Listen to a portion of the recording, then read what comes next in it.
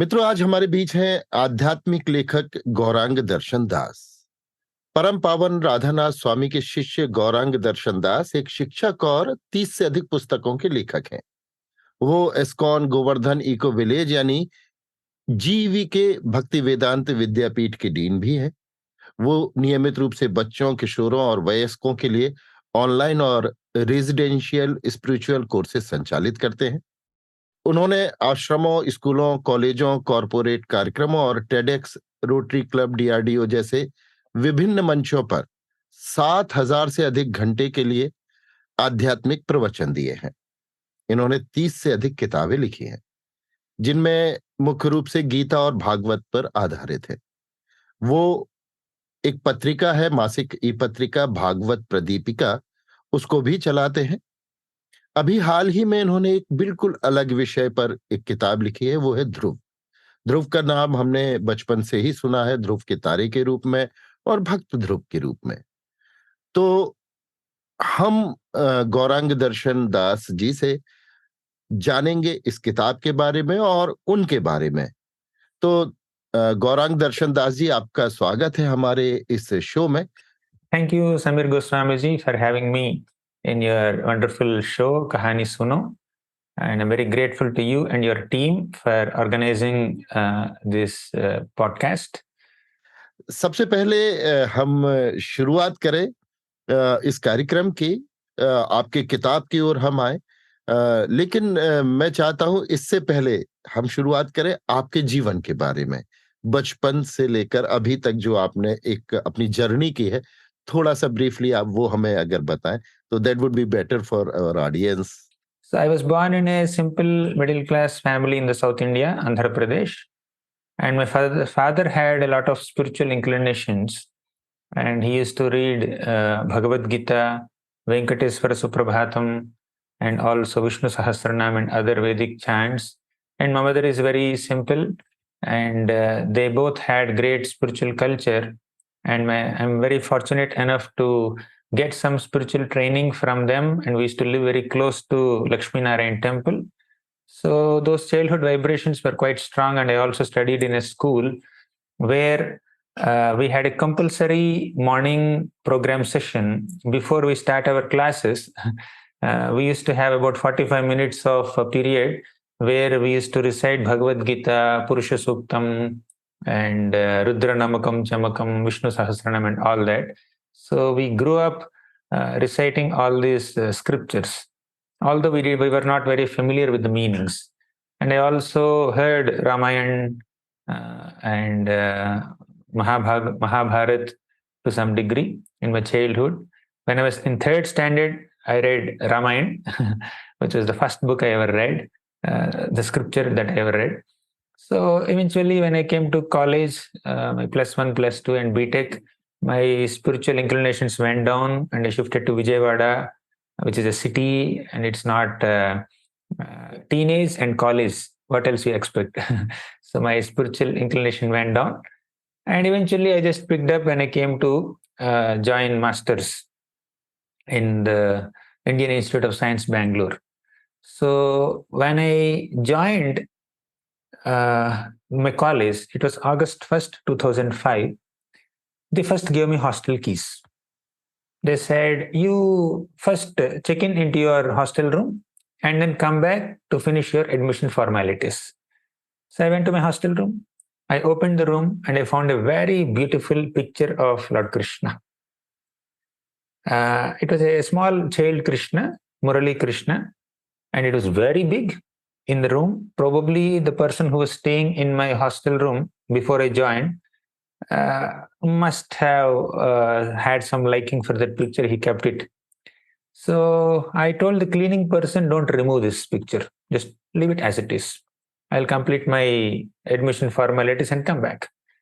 So I did that. And after a couple of years, when I came back, the picture is gone. I was so disappointed. And I asked the cleaning guy, so what happened? I told you to keep the picture as it is and the picture is missing now. Then the cleaning person said something and I never understood what he said because he spoke in Kannada. I didn't know Kannada. I spoke in Telugu. He didn't know Telugu. And he did not know English. I did not know Hindi. And there was some problem. So, but the conclusion is that I lost the picture. I was disappointed. So one of my aunts who used to live in Bangalore, she said such kind of pictures are available in ISKCON temple. I said, what is ISKCON? She said, ISKCON means Krishna temple. Oh, she did not know the full form, International Society for Krishna Consciousness. So that weekend she took me to the temple, and I was searching for that picture. And searching for that picture, I went to ISKCON temple and I found it on a book distribution table. So I went to the stall and asked him, I want this picture. He said, 20 rupees. I said, okay, fine, give me. Then he said, if you take this book, the picture is free. So then they showed me Krishna book that has so many stories of Krishna, right from his childhood till the conclusion of his pastimes. So I took that Krishna book along with that beautiful picture of Krishna and brought it to my room. After a few months, one of my friends saw that picture. So I used to stay in my hostel room and stare at that picture and then read that book once in a while. That's how I was spending time. And one of my friends came to my room and said, are you an ISKCON devotee? I said, what does that mean? And he said, there are some ISKCON devotees in your own college hostel. Would you like to meet them? They're chanting this mantra called Hare Krishna Maha Mantra, and they're also reading some Bhagavatam. If you like, you can just join them. I said, I don't mind. So that's how I came connected to the devotees of ISKCON, and eventually I studied Bhagavad Gita. I only recited the shlokas of Bhagavad Gita in my childhood, but I started understanding the meanings of all the shlokas when I started reading Bhagavad Gita during my masters. So eventually I became inspired to serve the Supreme Lord Krishna full time without any other obligations. So I took up a job. I worked for 1 year, 9 months only. And eventually I joined Mumbai Temple. That is to cut the long story short, maybe 20, 21 years of my life I have summarized in 3-4 minutes. Okay. When I joined the temple, then I was initiated by His Holiness Radhana Swami Maharaj. And eventually we came to Govardhan Eco Village, which is 100 kilometers away from Mumbai. And we took to the order of monkhood as a brahmachari. We are serving here. In 2012, the temple management instructed me to start a school, a Vaishnava school, an institute that teaches the new joined brahmacharis, monks, in Bhagavad Gita, Srimad Bhagavatam, Sri Chaitanya Charitamrita, and all such Vedic scriptures. So I started training the newly joined monks in this Bhagavad Gita and Bhagavatam. So eventually I was inspired to write. So when I was teaching them, I thought I need to provide some material to them. So I'm speaking a chapter. I'm explaining a chapter. I thought, let me give some handouts, some notes for them to refer to later after the class. So like that, I started making a lot of notes, and eventually, by the inspiration of some other devotees, I published that notes also in the form of Bhagavata Subodhani. Then I started writing some more simplified books like Bhagavata Pravaha and some children books like Bhagavatam Tales, mostly based on Bhagavad Gita, Srimad Bhagavatam. And eventually I wrote this book Dhruva recently. And this Dhruva book is also based on Srimad Bhagavatam, fourth canto. So this is my journey so far. Good good थोड़ा सा इसी से जुड़ा हुआ question है, बहुत छोटा सा क्वेश्चन है. लैंग्वेज अंडरस्टैंडिंग आपने बोला वो तेलुगु से आप है, वो कन्नड़ बोलते थे. तो अभी जैसे जो आप लिटरेचर, ये आप जितना भी आध्यात्मिक लिटरेचर है, ये मोस्टली संस्कृत में है या हिंदी में अवेलेबल है? और जैसे अभी ये ध्रुव नॉवेल आप लेकर के आए हैं, इस ध्रुव के बारे में तो इंग्लिश में बहुत ही कम लिटरेचर होगा या किसी अदर लैंग्वेज में.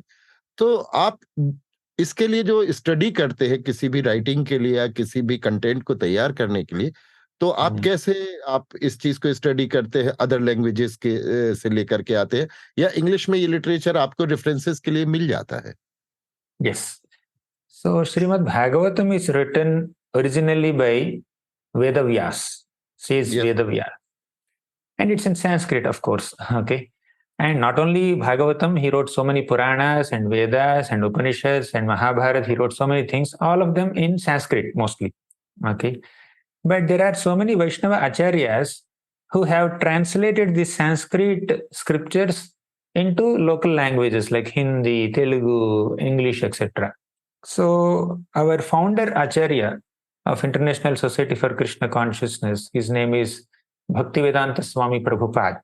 So he has translated Srimad Bhagavatam into English. So this is Bhagavatam book, Srimad Bhagavatam, and it's translated into English. Okay. It is So very popular book. Even I have it. yes, wonderful. So the shloka is given, every meaning of every single word of the shloka is given, translation is given, and also purport and explanation is given. So I studied from this book. And also there are other commentaries written by other Vaishnava acharyas like Vishwanatha Chakravarti Thakur and all. So they are available in English. So I studied all of them and contemplated, introspected, and based on that, I came up with this book, Dhruva. Okay, तो फिर आपने जो ये ध्रुव की शुरुआत की है, ठीक है ना, ये किताब आपने लिखा है, आपने गीता और कृष्ण के आसपास रहे हैं, इसी का महाभारत, गीता, कृष्ण, ये लिटरेचर आपने लिया है। ये मुझे लगता है पहली बार ऐसा हुआ है जब इसी कंटेंट को लेकर के, या मैं कहूँ इसी डोमेन में से लेकर के आप आए हैं और ध्रुव को लिया है। कहीं ना कहीं आपने दोनों में रिलेशन बनाया हुआ है, मेरे ख्याल से गीता, महाभारत और ध्रुव में। ये आपके मन में कैसे विचार आया कि आपको गीता, महाभारत और कृष्ण के साथ साथ आपको ध्रुव के बारे में लिखना है, और इतना स्टडी आपको करके लिखना पड़ा जो? I did not connect Mahabharata, Gita, and Dhruva together. As such, the principles of Bhagavad Gita are very nicely elaborated and explained in Srimad Bhagavatam. Gita is not a storybook. In Bhagavad Gita, Krishna spoke only principles, concepts to his friend Arjuna, who was a bit confused before the Kurukshetra battle, as everyone knows. So these concepts of bhakti, devotion, karma, jnana, etc., they are more elaborately explained in Srimad Bhagavatam, along with so many stories, historical narrations, right? For example, Krishna spoke about bhakti, sincere, dedicated, unalloyed devotion unto the Supreme Lord. He spoke about that in Bhagavad Gita. Manmana bhava mad bhakto madhyaji mam namaskuru, right? So Bhagavatam presents the examples of so many great devotees who have actually imbibed that principle and demonstrated that bhakti in their lives. So one such personality is Dhruva Maharaj. Okay, there are so many such great emperors: Dhruva, Prahalad, Ambarish, Yudhishthir, Parikshit, so Pruthu. So like that, there are so many great kings whose stories are described in Bhagavatam. I picked up Dhruva. So the principles of Bhagavad Gita are definitely there in Bhagavatam, more elaborately explained. So I tried to contemplate deeply on this episode of Dhruva, the story of Dhruva, and also brought out so many principles, definitely based on Bhagavad Gita and Bhagavatam's philosophy also. Okay, so mean आपने उसी में से एक character को निकाला, और I hope कि आगे और कैरेक्टर के बारे में फिर आप लिखेंगे ऐसे जाकर। Yes.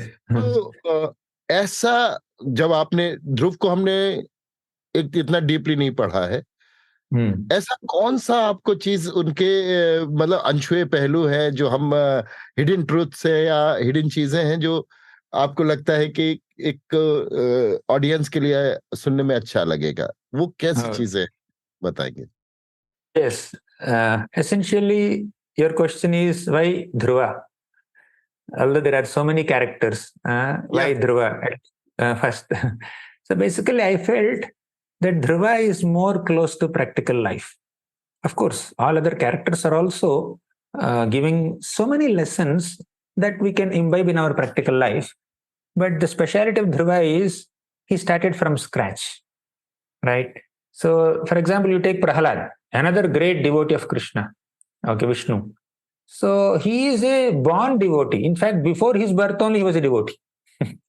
Okay, Narada Muni spoke to the mother of Prahalad, right? He spoke so many spiritual subject matters. And Prahalad, while living within the womb of his mother, he has heard all the teachings of Narada Muni and became a great devotee. So there are so many such great devotees whose stories are described in Bhagavatam. But Dhruva is unique in the sense that he did not begin to worship Lord Vishnu with selfless intentions. He was selfish. He had so many material ambitions, right? So we say that Lord has to be worshipped without any selfish desires, without any material motivations, without any ulterior agendas. But Dhruva began his worship of Vishnu with some material motives. And in fact, the story of Dhruva also kind of resembles the stories of many common human beings who face some difficulties in life. So let me tell you the story of Dhruva slightly, just to begin, so that you get the connection. Dhruva's father was King Uttanapad, and he had two wives, Suruchi and Suniti. Okay, Suniti was the elder wife, and as the name suggests, Suniti. Niti means morality, right?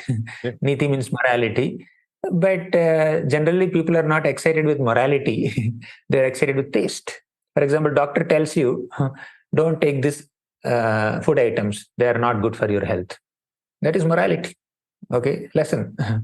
But the food items are very tasty. That's good for the tongue. Okay, so the patient may take those very food items which the doctor prohibited, right? So, like somewhat similar to that, Uttanapad also is more attached to his younger wife Suruchi and neglected his older wife Suniti. He Okay. neglected Suniti and he liked Suruchi. Suniti's son is Dhruva, our hero, and Suruchi's son is Uttama, Dhruva's stepbrother. So Uttanapad neglected Dhruva because he's the son of Suniti. So neglect from parents. Okay. And one day he was trying to sit on father's lap, and Suruchi came and then became furious on Dhruva, and she chastised him, scolded him, hurt him, and he was pained at heart. So because he was not allowed to sit on father's throne, he was not allowed to sit on father's lap, he became so ambitious that he developed a desire to sit in a position which is superior to his great grandfather Brahma also. Right? I want to sit in a position which no one has occupied ever in the history, universal history. So, with that material motive, he worshipped Vishnu.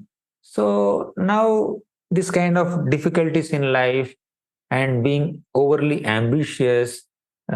So, these are common for many people. And later he realized his mistakes. So, initially he worshipped the Lord with some revengeful feelings towards his stepmother Suruchi. He was very envious of his stepbrother Uttama, right? He was very pained at heart. So, with all these common human emotions, he approached the Lord, but later he was purified of all those ill motives. So, basically, in short, I chose Dhruva because it is more close to practical life. It depicts a wide range of human emotions, and it speaks about somebody who started his spiritual journey and material journey both from scratch and accomplished something unimaginable. Dhruva is very successful spiritually and materially in both ways, right? Materially, he attained what he wanted to attain, the great position in this world, and spiritually also he got the darshan of Lord Vishnu. Okay, so he is very successful, and the success did not come overnight for him. He worked hard for it with great determination. So the principles of determination, the qualities of commitment showed by Dhruva will inspire the younger generation. That's why I have chosen this. And many people know Dhruva as a child, but not many people know his activities as an emperor. When Dhruva became little grown up, he was made the emperor of the kingdom. And how did he act as an emperor? So that's amazing. And Dhruva story also depicts a wide range of emotions, relationships, mother-son relationship. When Dhruva was so disappointed, his mother Suniti inspired him, gave him some direction, induced some positivity in his negative mind, right? Mother-son relation, wife-husband relation, father-son relation, brothers-brothers relation between a teacher and a student, guru and disciple, guru and sishya, and relationship between all of us and the Lord and God. So, and also Dhruva presents so many emotions like ambition, satisfaction, failure, success, grudge, forgiveness, revenge, love. So many emotions, right? So what And so else? many characters into the Dhruva. Yes, yes. So Uh, many uh, characters are there. so many characters inside him. So, So naturally, I chose. for audience, I would like to just show your novel which you published. This is the novel, Dhruva. अभी आपको सुन के लगा मुझे कि मुझे इस novel को पढ़ना है. आपने इसमें लिखा भी है Dhruva, relationship and success sutras from the story of a celebrated prince. So this is real because मैं उनको बच्चे के तौर पर ही जानता हूं, बट एक राजा के तौर पर, एक किंग के तौर पर नहीं जानता definitely. How did he attain pole star, Dhruva Tara? हाँ, So that story not many know. ये Mentioned ये it there. ये भी इंटरेस्टिंग फैक्ट है कि वो कैसे, तो ये all these facts are in this book. Yes, yes, of course. कैसे उन्होंने फिर राजा बने, कैसे Yes. उन्होंने रिवेंज लिया या नहीं लिया, और उन्हें जो वरदान के लिए उन्होंने अपनी भक्ति की थी वो वरदान मिले मिला, ये सारी चीजें हैं. It's in Yes. Dramatic format और it's in mean narrative format. So I narrated the story, and during the narration of the story, I also highlighted principles mainly centered on relationships and success sutras. Because many times we hear the story, storytelling is nice, but what can we learn from the story? What are the practical principles that the story is depicting? What can I imbibe? What values and virtues can I imbibe by reading this story? So that also is an important aspect of the book. And at the end of every chapter, I have summarized all of them in the form of pearls of wisdom. You see, pearls of wisdom. Yeah.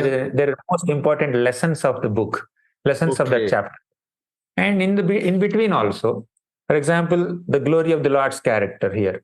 So this is the storyline, the big paragraph is storyline, and there are some small italics, right? Every now and then they keep coming. So they are like lessons. See, this is a small lesson. So this kind of italics also highlighted. So storytelling, along with lessons and principles that the story is teaching us, along with some pearls of wisdom at the end for us to reflect, revise, introspect, ruminate, right? तो if I से कि ये एक complete package है किसी भी reader के लिए. स्पिरिचुअलिटी भी है, सेल्फ हेल्प भी है, रिलेशन भी है, वर्किंग के सफलता के सूत्र भी इसमें है, ठीक है ना, मोरलिटी भी इसमें है. और अगर वैसे बात करें तो एक व्यक्ति ऐसा है जो निगेटिव से थॉट से, निगेटिव माइंडसेट से पॉजिटिव माइंडसेट की तरफ जाता है. जो अगर हम उनके, जो आपने बताया रिवेंज लेने का, तो उस वक्त वो he was kind of villain, but after a certain period और grown he became a hero, right. तो वो सारी जर्नी उनकी है from the villain to hero, वो भी इसमें सारा कुछ है. It's a really good book. Yeah, actually, we may not call him villain. He became very revengeful and angry and envious of his stepbrother and stepmother out of his childhood innocence. When that insult happened to Dhruva, he was just 5 years old. 5-year-old boy was insulted by his stepmother, and then he embarked on a great journey into the forest to worship Lord Vishnu. And Narada Muni, a great sage, guided him. And before Narada Muni, his own mother Suniti guided him. And within 6 months, he attained success. Even a 5-year-old boy within 6 months can attain success if there is determination and devotion and proper. मैंने पढ़ा है कहीं एक पैर पर खड़े होकर के और पैर को घुटने, दूसरे पैर को घुटने पर रख के उन्होंने पूरे टाइम प्रार्थना की थी. ये हमें ध्रुव के बारे में पता है, लेकिन सरफेस लेवल का पता है, उथला डीप जो आपने बताया ये क्वाइट इंटरेस्टिंग है. और मुझे लगता है कि इस आपको सुनने के बाद हर एक को लगेगा कि ये बुक जरूर पढ़ना चाहिए. और ज्यादा इतनी, मैं जो बुक को देख पा रहा हूँ, मैंने पहले भी लिए रखी हुई है, और पेंगुइन ने इसको प्रकाशित किया है आपकी बुक को. अच्छा सब बुक है, अच्छा प्रिंट है, कहीं पर कोई परेशानी नहीं होती है. तो सारे जो मेरी ऑडियंस है वो बिल्कुल डेफिनेटली, इतना आपने सस्पेंस और इंटरेस्ट क्रिएट कर दिया है अभी बातों में कि मुझे ये लग रहा है मैं रात भर में, आज रात को मैं सिर्फ इसी बुक को खत्म करूंगा और कुछ नहीं पढ़ना है। तो रियली ये बहुत अच्छी बुक है। कुछ और आप दर्शकों से जो इस इंटरव्यू को देख रहे हैं आपके साथ कहना चाहेंगे, और भविष्य में आप और कौन सी बुक लेकर के आएंगे इसके बारे में आप कुछ बताना चाहेंगे?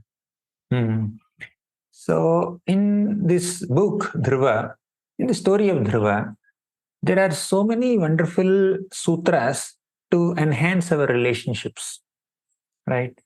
So, generally, we understand we should be very empathetic, sympathetic, soft spoken in our dealings with others to keep our relationships on. We need to extend ourselves to help them when they are in need, and we need to value their contributions in our lives. All this is great. But in this Dhruva story, Dhruva's guru Narada teaches him one very, very important principle of how to deal with people in this world. Whomever you meet in this world, they belong to one of these three categories. They are more qualified than you, either in age or experience or talents or skills or resources or position or whatever it may be. They are better than you. They are greater than you. For convenience, call them seniors. Okay. Second category, juniors. So you are more experienced than them. You are more aged than them. So they are in some way little lesser than you. So they are your juniors. Then third, equals or colleagues. Seniors, juniors, equals. So these are the three categories of people whom we meet in this world, right? They're better than us, or we are better than them, or they're equal to us. Only three categories, right? So how to deal with them? I'll keep it short. When you meet a person who is greater than you, we should not envy that person, but we should take inspiration from that person. Let me learn from this person. He knows more than me. He is better than me. Let me learn from this person. That should be our thought process. Second, when you meet a person who is less qualified than you, when you meet a person who is junior to you, younger than you, or not so experienced like you, don't oppress them or suppress them or dominate them. Please help them. Be compassionate upon them. Be kind. Extend your helping hand. Right?